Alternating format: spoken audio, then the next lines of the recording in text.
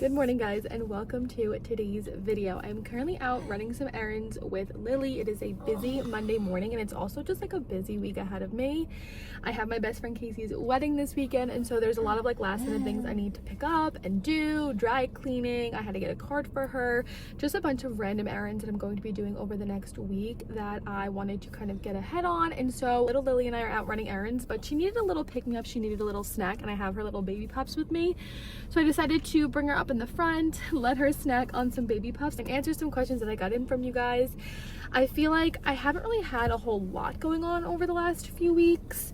But even in the past few weeks and all the videos that I've been putting out for you guys, I haven't sat down and done a life update or a Q&A in quite a few weeks. I feel like even months. The last update I gave on Lily was her 1 month update, and she is now 14 months old, and the last like Q&A I did was a few weeks or months before that. And so to get a video up for you guys, I decided to sit and do a little chatty car update with you guys. I asked you guys over on Instagram for some questions or some topics that you wanted me to cover, and so I have quite a few things that I have to update you guys on in today's video. So that is what today's video is going to be. So I hope you guys enjoy, and without further ado, let's jump into it. It's always like right before you have like a big event that like your skin acts up. I feel like it just knows, and I don't know if you guys can see, my eyelids have been bothering me over the last few weeks. And I think it's all the sunscreen that I've been putting on my face. We've been spending a lot of time by the pool. I took Lily to the beach this past week, and so my skin is just going through it right now. I have a bunch of breakouts over here, and like my main issue is my eyelids. They are so itchy lately, so please excuse that. But jumping into it, I have a few things to update you guys on for Lily. One of the main questions that I've been getting for her is, how's her physical therapy going? I'm not sure exactly if I updated you guys exactly when she started. I know I mentioned in a vlog that she was going to be starting, and she actually started her physical therapy last week. She had her first 2 sessions, and since it's through the state and it's through early intervention and it's like a free service, I'm just bumping the air conditioning up just a little bit so you guys can hear that. There is a little bit of a shortage of physical therapists. We were able to get matched with one who I really like so far. She's very informative, very sweet, very kind, and Lily seems to really like her. But she had a lot of cases closing out in August, so she was able to squeeze us in for her first 2 sessions last week just to get her started. But then she is out of town this entire week, and then that leads us into the last week of August. She's kind of going to just squeeze us in where she has openings there as well, and then in September we'll get a more firm schedule. So unfortunately she's only had 2 appointments since being approved back in July, I think it was. She was approved. And in speaking with the physical therapist, she basically told me that Lily has hypermobility and is extremely flexible, and that paired with her low tone, it's almost as if she has to work double to work against gravity to get up on her hands and knees, or when she starts putting pressure on her legs, just putting pressure on her legs.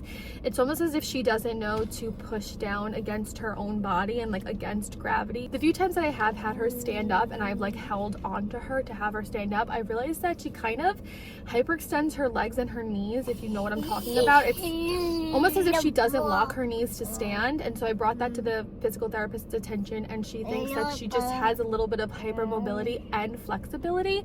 So she thinks that we are going to be able to get her to where we want to get her at the end of these 6 months. When we did get approved, and throughout the beginning of this whole process, I did speak with the coordinator about like what I wanted to get out of these first 6 months and like what my goals were going to be for Lily. And the main goal is really just to get her moving in any way that we can, and that for us is going to be crawling. Even the physical therapist thinks or feels that crawling is something that we don't want to skip over. Crawling is definitely crucial for a baby's development and their core strength, and in helping them build those muscles to walk appropriately. So we didn't want to skip over crawling and just aim for walking. We definitely want to get her crawling. We want to get her standing and comfortable putting weight on her legs. We're not sure if that's going to be independent or if it's going to be with assistance, like holding onto the couch or holding onto a toy. And then a goal that might be a little bit more far-fetched is getting her cruising along surfaces, but at the very least we definitely want to get her crawling, and that's within these first 6 months. The physical therapist did say that if at the end of these 6 months she still feels like Lily is delayed, we may be granted an extension, whether that be 3 months or an additional 6 months, and then in those additional months we can work on the full walking with her. But that is what the physical therapist had to say on like her little assessment on Lily and in getting her starting with the physical therapy. We have like a yoga ball that we use that we're helping her learn to stabilize her core a little bit more. She's giving me some stretches to do. The problem is that Lily, along with all of those like physical things, the flexibility, the mobility, the low tone, she's just gotten comfortable in how she moves her body and in her sitting position, and she has kind of learned to shuffle her legs and lean and move a certain way. And so it's also a matter of us retraining her brain into wanting to move her body in new and different ways that she doesn't feel comfortable moving them. She definitely, honestly, I think it's going a lot better than I thought. She has cried in her first 2 sessions, but I assumed that was going to happen. However, she is pretty warmed up to the physical therapist, and there are moments when we're singing and we're encouraging her that she's happy and enjoying it. So it's just like retraining her brain and wanting to move her body in these new ways, her getting comfortable into moving her body in these new ways, and then also strengthening her body so that she can continue to move in these new ways. So that's how our physical therapy is going so far. We don't have a set schedule yet for the next few months moving forward, but I will definitely keep you guys updated in all the little updates that I do on Lily. I think the next one I'll do is like her 15-month update, so she'll be like a month into physical therapy then, so I'll give you guys a better update then. The next question I asked about Lily is if she's still taking 2 naps or if we did drop her down to 1 nap, and she is still taking 2 naps. I don't think I dropped the boys down to 1 nap until they were maybe like 18 months old. I know we went to Florida when they were around 16 months old, and they were still taking 2 naps then, but I think they were fighting their second nap if I can remember correctly. And then I think coming home from that is when I started the transition of dropping them down to 1 nap, and that transition took us a while, honestly. She still happily takes her 2 naps. Her first nap is anywhere between 9:30 and 10, just depending on when she wakes up in the morning, which is anywhere between 6 and 6:45 in the morning. And then she'll sleep until around 11:15, 11:20ish. That's usually the latest I'll let her go, so that she does go down again around like 2:30, 2:45. And then she sleeps until I get home with the boys around 4, and then she does go to bed around like 7, anywhere between 7:15 and 7:30. So that's her little schedule for her naps. But as of right now, at 14 months old, she is happily still taking 2 naps a day, and so we haven't even attempted. There are some days where, like, if she sleeps in the car in the beginning of the day, if we're doing something, like on the day that I went to the beach with Harris's mom, she took like a 10 or 15 minute nap in the car on the way to the beach, and then we got home around like 12:45ish. I put her down and she slept until a little bit after 2, and then that was like her 1 nap for a day. So there are days where, given the circumstances, she does take 1 nap, but it's nothing that we're doing consistently. So as of now, she's still on a 2 nap schedule. The next question, or a few questions I've got, regard the boys, who are 5.5 now. They start kindergarten in a week, and I got asked if they are losing any teeth yet, and no, we don't have any wiggly teeth as of yet. They do go to the dentist at the end of this month. Baby, you can't touch that.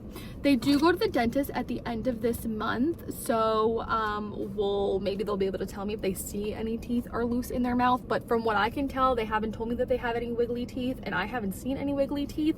They do have a best friend who was born a month before them, and he just lost his first tooth, so maybe we're on track with them hopefully getting a wiggly tooth soon. The dentist did tell me, I did ask her the last time I brought them, like, what is a common age, and she said anywhere between 5 and 6. So maybe soon we'll start seeing wiggly teeth. I'm definitely interested in to see who's going to lose the first tooth. If they wind up losing teeth very close in succession, like if Jack loses a first tooth and then Ben's comes shortly thereafter, I'm definitely interested to see that. And I'm interested to see how they're going to deal with the whole tooth losing process. I want to buy them like those little things that you can put on the door so that they can put their teeth in there, and then like the tooth fairy comes and leaves the money. So that I definitely have to do once we experience our first wiggly tooth, but as of yet, no wiggly teeth. The next question that I got that has to do with the boys is, are they excited to go into kindergarten? And I think they are. We've definitely been gearing them up and talking about it over the last few weeks and months, definitely since pre-K ended, telling them and gearing them up for the fact that they're not going to be in the same classroom, and they've kind of accepted that now at this point. They understand that they're not going to be in the same classroom. I'm sure, like, come the first day, it's going to be a little bit difficult for them, and it's going to be an adjustment period the first few days or weeks into school, but I think they're going to have lunch together. I think they'll wind up doing recess baths together, and then of course they come home and they are with each other and they sleep in the same room and they bathe together. Like they're going to be fine. Ben did have to go to camp by himself last week. Jack had an allergic reaction to something, and so I had to keep him home for I think 2 days, and so Ben did go by himself, and he was upset the first like 20 minutes that he went into camp and realized that he wasn't going with his brother, and then they said he warmed up completely fine and wound up what was I saying? Wound up like being fine and not being upset or anything. So I think once they're mentally prepared for it and they have like the adjustment period of the first like day or so, they're going to be fine. We haven't found out their teachers yet, and I do want to find out those soon. I know we go for a tour next week so that they can fully walk through and learn like where their cafeteria is, where their classroom is, like all that kind of stuff. But I want to get teachers' names soon so I can like gear them up for that. I'm all about like mentally preparing them ahead of time to the best of my ability. So again, we've been talking about them being alone for the last few weeks and gearing them up for that.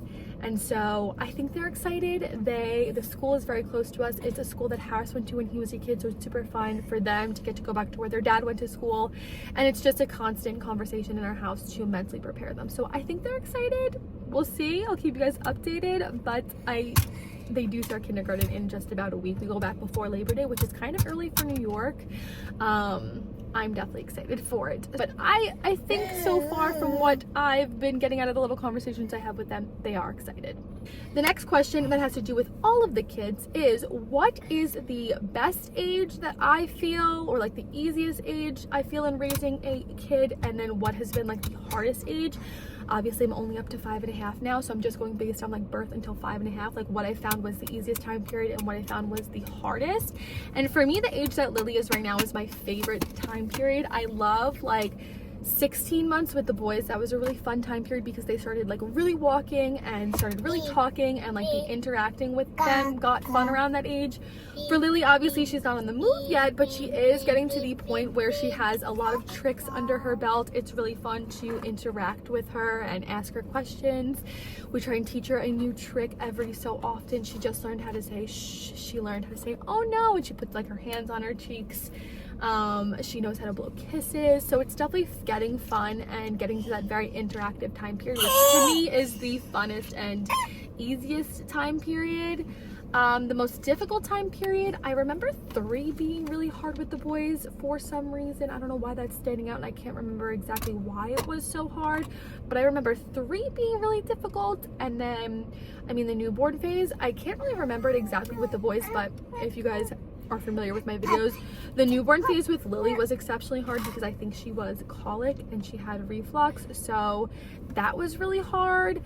But for some reason I feel like 3 is standing out to me as being a difficult time with the boys, so we'll see how 3 goes with Lily. But right now I'm at like the peak of baby toddlerhood with Lily, and it's like my favorite time. My phone is overheating in the sun. I just had to check the rest of the questions. One question I skipped over for Jack and Ben, which kind of has to do with my last video. Someone asked if the boys are wearing glasses. In my last video when we went to go get Ralph's, Jack had a pair of glasses on, and those are fake glasses. They're blue light glasses that I got a while back that they've kind of taken over and just use as play glasses. He found them again. He's been obsessed with carrying them around and wearing them, so he was wearing those in Ralph's. But no, those aren't real glasses. The boys actually do need to get their eyes checked. At their 5-year appointment, they told me that they each had a little bit of a deficit, the same deficit in their vision, and I was supposed to take them to get their eyes checked, and then I had the appointments for that. I had to cancel them. I think Lily was sick. I never wound up rescheduling them.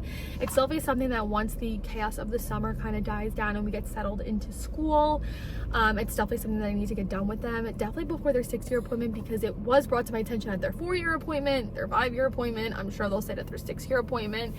And so I know that they'll do eye tests at school as well. They did do them last year and they brought it to my attention then. So I have been slacking a little bit. I don't think it's anything that bothers them, because watching TV or seeing things or in their daily lives, they don't tell me that they can't see things, but there is a deficit there. So I definitely have to take them to that. But no, those glasses were completely fake and pretend, and I got quite a few comments on those. The next question that I have is just like a little general update on the whole living with my in-law situation. I've gotten asked this before, and I've always been kind of like treaded it carefully and not really answered it, but I do think it's a fun question to answer. And so that is like, what is the best part about living with my in-laws and what is the worst part about living with my in-laws? The best part definitely is just like having someone home. Since both of his parents are retired, there is mostly always somebody home. So I've mentioned this in like morning routine videos when Lily used to take like early morning naps, and especially now that her nap is when I have to go leave and pick the boys up from camp, it's nice just like always having someone home. So if she's sleeping, I can just slip out the door and go do what I have to do. I don't have to worry about like planning around her nap time or waking her up early or accounting for it. So it's definitely nice having like the extra set of eyes and hands there, like if when Harris is out of town or if he's out for the night, like having the extra help just like readily available. I don't have to ask and plan and figure out like when they're coming, and just getting a babysitter. It's just nice having like an extra pair of eyes and ears and hands available to get things done. So that is like the best part. It's definitely something that once we go back to living on our own, it's something that I'm going to have to adjust to, like having to plan around naps and having to plan around schedules instead of just being able to continue with the day while she naps. The worst part about living with my in-laws, and it's nothing personally against them, it would be the same thing if I was living with my own parents, is just like the lack of privacy per se. It's not that his parents are overbearing at all. They are not. They don't intrude on my parenting or try and parent my kids for me. They're very hands-off in that. It's not that they're overbearing. It's just like there's, again, the best part is that there's always someone home to help with the kids. The worst part is that there's always someone home, if you get what I'm saying, for the whole privacy standpoint for like Harris and I as a relationship. We don't get a lot of alone time in the house, and I made the twins living there with Harris, which I don't know how we ever did it like when I was back in college.